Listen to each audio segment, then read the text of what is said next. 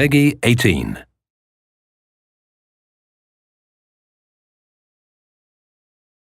Nestled away in the Old Town area of Edith, capital of the Calvert Republic, is a small, humble business. It was owned by Van Arkwright, a problem solver of sorts called a Spriggan. One day, a first-year student from Aramis Academy, Agnès Claudel, showed up at his door. She requested his help in finding antique ornaments called the Genesees, which she inherited from her great-grandfather. Utilizing his connections in normal society and the underworld, Van and Agnès found one of the Genesees, only to come under fire from a mafia group called Almada.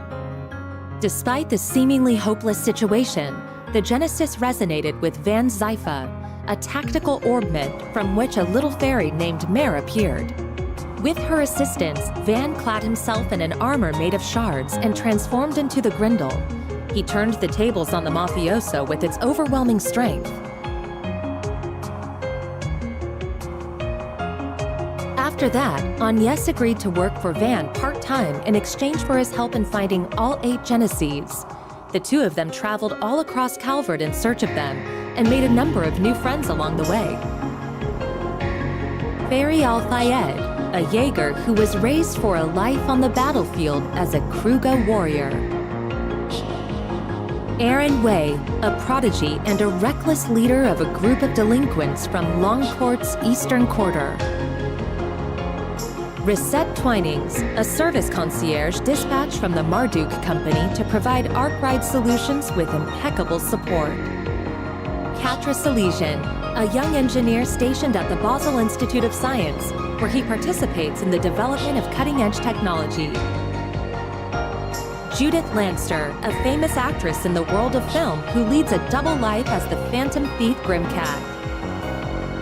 And Beargard Zeman, Van's former mentor, and a man who cast off his old name. Together, they braved countless ordeals and collected many of the Genesees. Though they were hounded at every turn by Almada, who were using the devices to sow confusion and chaos wherever they went.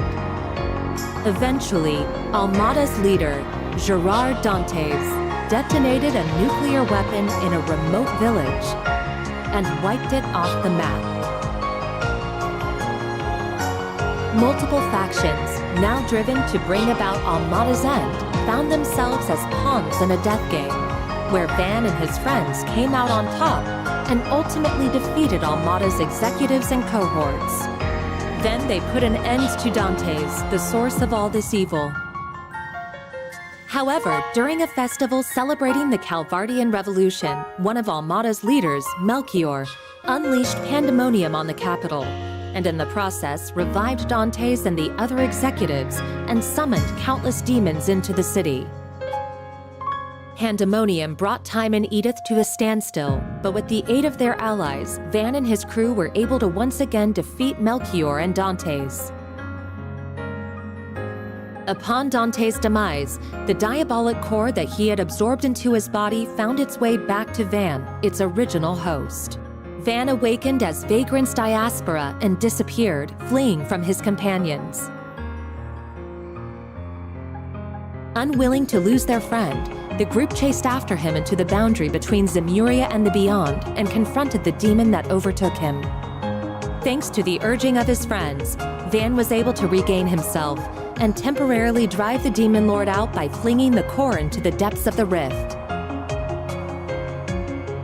With all of these incidents behind them and the end of the year fast approaching, everyone other than Agnès bid a brief farewell to Van as they each left Edith behind. But before they departed, they all promised that they'd see each other again in the near future.